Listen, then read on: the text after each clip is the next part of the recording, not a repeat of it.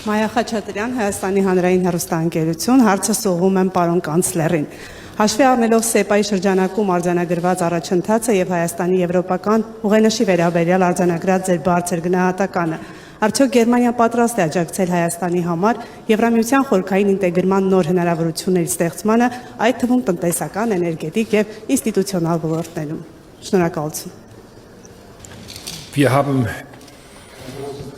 Մենք բարձր շահագրգռվածություն ունենք Հայաստանի մերձեցման նկատմամբ Եվրոպայի հետ եւ պայմանավորվել ենք շատ կոնկրետ նախագծերի շուրջ։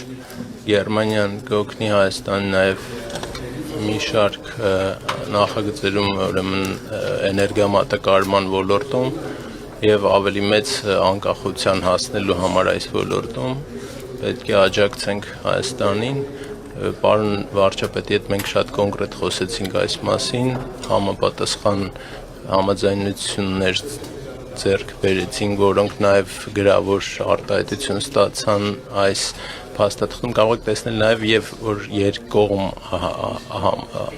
համաձայնություն կա մոտակա տարիներին սերտորեն աշխատել միասին եւ Ադրբեջանի հետ խաղաղությունից հետո պատմական շանս կա նաև լայն կայուն եւ եվրոպական հիմքի վրա դնել այս գործընթացը եւ պարոն վարչապետից լսեցի, որ ինքն էլ է այդ կարծիքին եւ ուրախ եմ մնալ, որ նա նույնպես կարծում է, որ Եվրոպան մեծ գրավչություն ունի այդ տարածաշրջանի երկրների համար։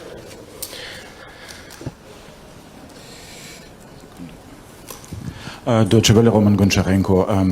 Deutsche Welle, Roman Goncharenko, պարոն Փաշինյան, առաջին հարցը ձեզ եղում է։ Դուք ասացիք, որ Գերմանիայից աջակցություն եք սպասում Եվրամիության ճանապարհին, տնտեսության, ինչ կոնկրետ ծրագրերում եք ակնկալում օգնություն եւ պարոն Մերց, հարցը ուղղված է ձեզ։ Հայաստանը ցանկանում է անդամ դառնալ Եվրամիության, Ուկրաինան եւ Մոլդովան ասոցիացիան համաձայնագրով են սկսել, այսօր դուք տեսնում եք այդպիսի ճանապարհ եւ եթե թույլ տաք մի հարց էլ Ուկրաինայի մասին ու ամերիկյան նախագահ Դոնալդ Թրամփն ասել է Ուկրաինայի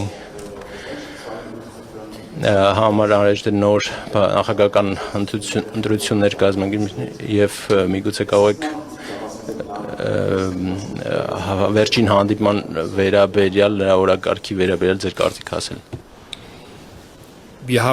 Մենք տարածաշրջանում մեծ ուշադրությամբ հետևում ենք զարգացումներին, որը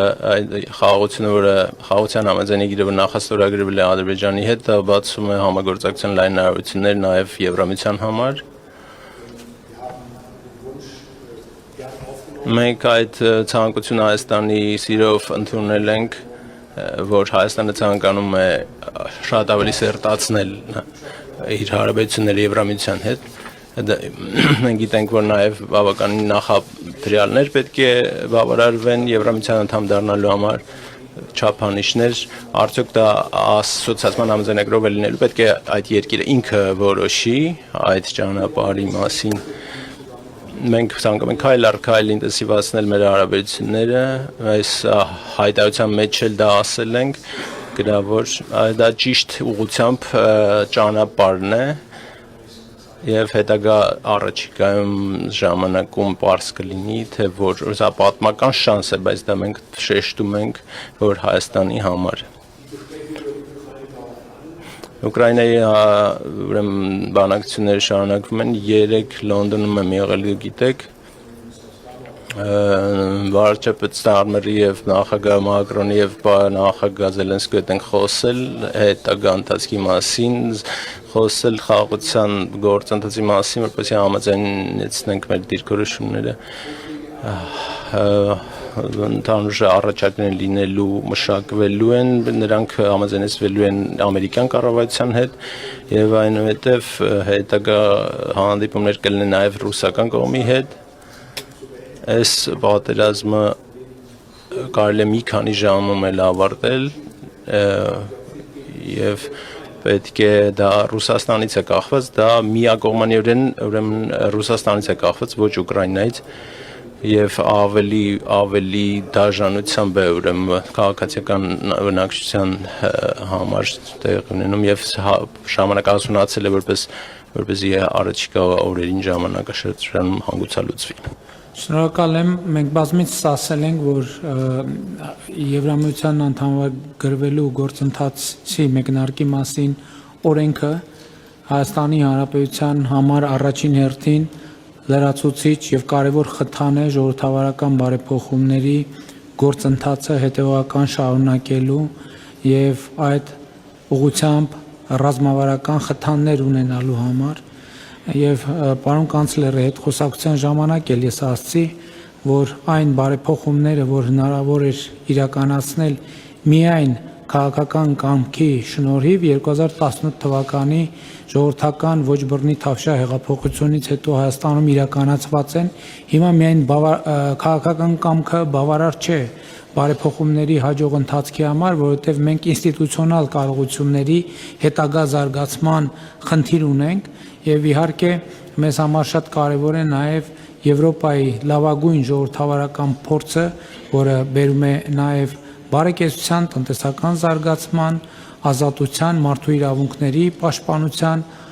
անկախ դատական համակարգի,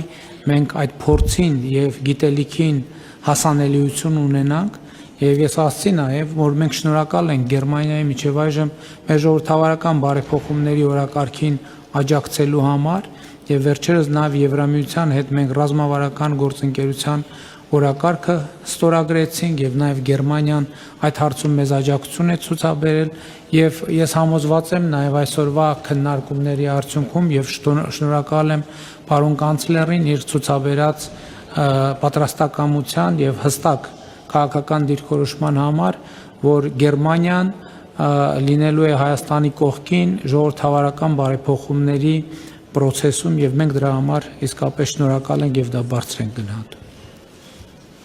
Սիրան Շվապյան, առաջին դրատվական կայք, պարոն կանցլեր, ինչպես եք գնահատում Գերմանիայի ուղիղ ներգրավվածությունը Հայաստան-Ադրբեջան խաղաղության ու սահմանազատման գործընթացի աջակցման հարցում, հատկապես իլույս հռչակագրում մեր երկրների կողմից արձանագրված դրական զարգացումների ու տարածաշրջանային կայունության կարևորության։ Ja, vielen Dank für die Frage. Շնորհակալություն հարցի համար։ Ես նշեցի, որ մենք մեծ ուշադրությամբ հետևում ենք եւ համաձայնությամբ ուրեմն ուղեկցում ենք գործընթացը մի քանի շաբաթ առաջ մենք խոսել ենք այդ մասին, Շարմ էլ-Շեյխում հանդիպել ենք նաեւ պարոն վարչապետի հետ, նաեւ Ալբանիայում, Տիրանայում վերջին քաղաքական համայնքի վերջին գագաթաժողովի ժամանակ մենք համաձայն ենք այն հարցում, որ մեծ շանս կա Հայաստանի եւ Ադրբեջանի համար, դա մի օրինակ է այն բանի համար, որ համատեղ դիվանագիտական եւ այլ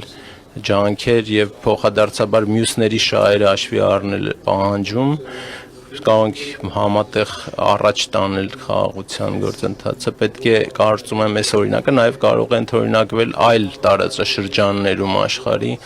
կարծում եմ որ բացվել է ճանապարհը դեպի Եվրոպա այսպիսով եւ շատ տարբեր ձևերով կարելի է իր համագործակցությունը խորացնել եւ այս քայլերից մեկը այսօր է եւ ավելի շատ քայլեր էլ կհետևեն ապագայում Ես նաև ուզում եմ ընդգծել, որ այս ընթացքում իհարկե մենք բավականին երկար ժամանակ Ադրբեջանի հետ աշխատում ենք երկկողմ ձևաչափով, բայց պիտի ընդգծեմ, որ այս ընթացքում նաև Գերմանիան, նաև Եվրոպական միությունը աջակցություն է ցուցաբերել խաղաղության գործընթացին եւ այդ աջակցությունը արտահայտվել է կոնկրետ գործողություններով եւ կարծում եմ, որ այդ ֆոնի նպաստավոր լինելը, որը մենք այս տարի ունեցանք եւ որը իրագործվեց Վաշինգտոնյան հանդիպումներում Եվրամիության եւ Գերմանիայի դերը այդ process-ի ընթացքում պետք չի թերագնահատել նախորդող շրջանում նաեւ շատ կարեւոր իրադարձություններ են տեղի ունեցել եւ որոշումներ կայացրվել, որոնք ստեղծել են նաեւ որոշակի տարածք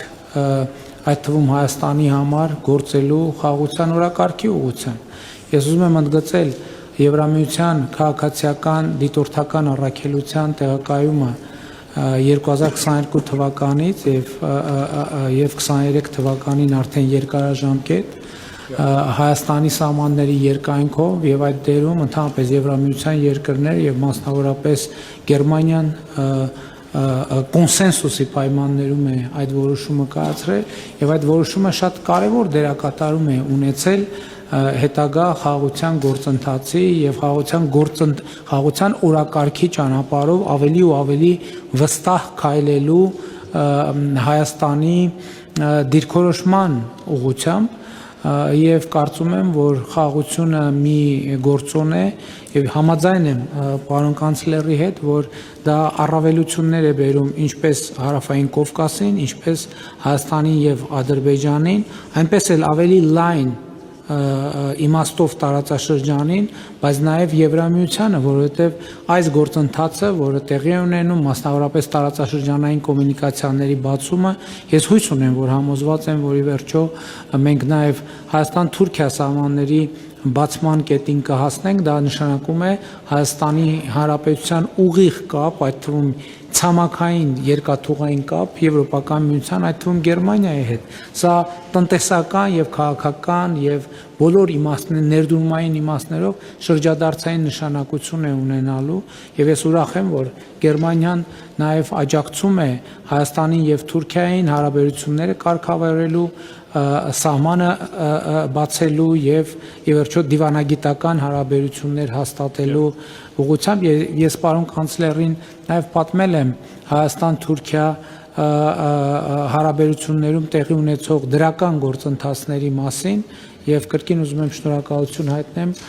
ցուցաբերված աջակցության համար եւ համոզմունք հայտնել, որ այդ ջանքերը իհարկե կբերեն դրական արդյունքի։ Շնորհակալություն Անդգաս Խինկով Reuters գործակալություն, պարոն վարչապետ, կանցլերը նոր ասաց ձեր երկրում ընտրությունների մասին եւ ռուսական միջամտության մասին խոսեց, կուզենայի հարցնել դուք արդյոք մտահոգված եք, որ Ռուսաստան կմիջամտի ձեր ընտրություններին եւ ինչպես դա կարող է անել, պարոն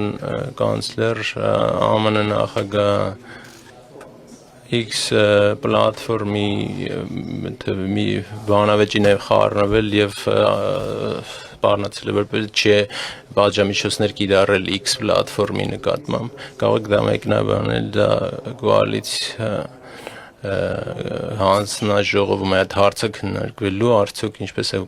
որոշվելու այդ հարցը Ընդհանրապես 2021 թվականին նույնպես Հայաստանում ընտրություններ ունեցել ենք շատ ծանր պայմաններում յետպատերազմական իրավիճակում, երբ շատ մեծ էր նաև դեզինֆորմացիայի հոսքերը եւ այդպես շարունակ, եւ մենք միշտ դրանից առաջ էլ դրանից հետո էլ մի գործիք ունենք, որի վրա հույս ենք դնում, եւ այդ գործիքը ժողովրդի հետ ակտիվ երկխոսությունն է, մեր գաղափարները, մեր քայլերը, մեր ծրագրերը ակտիվ ներկայացնելը, որպեսզի Հայաստանի Հանրապետության քաղաքացիները ուղիղ մեզնից լսեն, թե մենք ինչ ենք անում եւ ինչի համար ենք անում, որովհետեւ մեր տարածաշրջանը եւ մեր երկիրը իսկապես պատմական փոփոխությունների մի ժամանակաշրջանում է եւ այդ փոփոխությունները իրոք շատ խորը պատմական կոնտեքստ ունեն, երբեմն բոլոր նրբությունները եւ առանձնահատկությունները չէ, որ տեսանելի են առաջին հայացքից եւ հեշտ ընկալելի եւ այդ առումով մենք բոլոր տեղեկատվական եւ այլ կարգի սպառնալիքների հանդիման առաջին գործիքը համարում ենք ժողովրդավարական դիմադրողականության բարձրացումը, իսկ դրա համար մենք մի հուսալի միջոց գիտենք, դա մեր ժողովրդի հետ ակտիվ երկխոսությունն է, ակտիվ խոսակցությունը, ակտիվ շփումը եւ զանգվածային լրատվության միջոցներով եւ սոցիալական ցանցերով եւ նաեւ անմիջական շփումներով, որը մենք բարբերաբար ունենում ենք մեր ժողովրդի հետ եւ իհարկե առաջիկա շրջանում այդ նույն տեմպով եւ նույն մեթոդներով մենք կշարունակենք ակտիվ երկխոսությունը Հայաստանի Հանրապետության քաղաքացիների եւ նաեւ միջազգային հանրության հետ wie auch mit der Öffentlichkeit, mit der Weltöffentlichkeit.